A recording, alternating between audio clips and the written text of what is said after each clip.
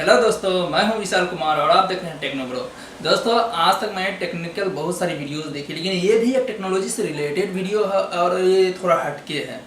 Actually मैंने ये काम करते हुए देखा, उसके बाद मैंने इस पर वीडियो रिकॉर्डिंग करना चालू किया। मोबाइल से थोड़ा वीडियो हिलेगी, लेकिन इसके लिए आई एम सॉरी।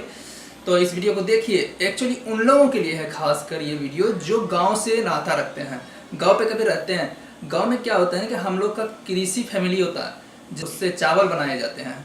जब चावल को हम लोग भूसे अलग करना चाहते हैं, चावल का भूसा चावल से, तो उसके लिए हम लोग सूप यूज़ करते हैं, सुप्पा जिसको बोलते हैं, और फटक फटक करके अलग करना पड़ता है और ये बहुत ही मेहनत वाला काम है।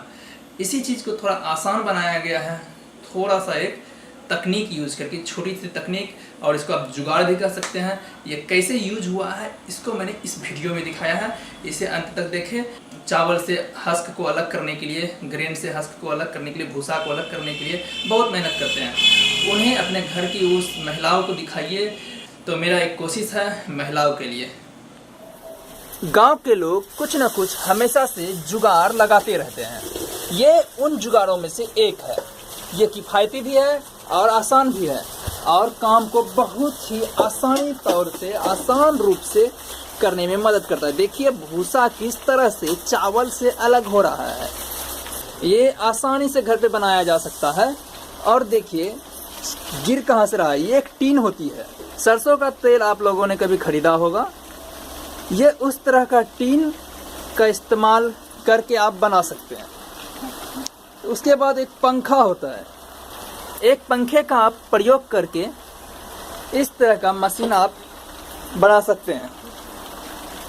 पंखे को लाइन देना है,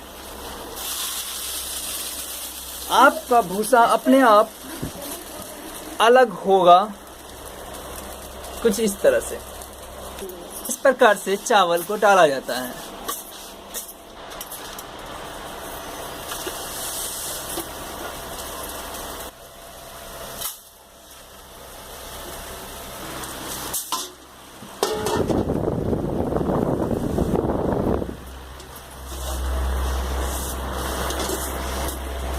तो दोस्तों, आज के लिए बस इतना।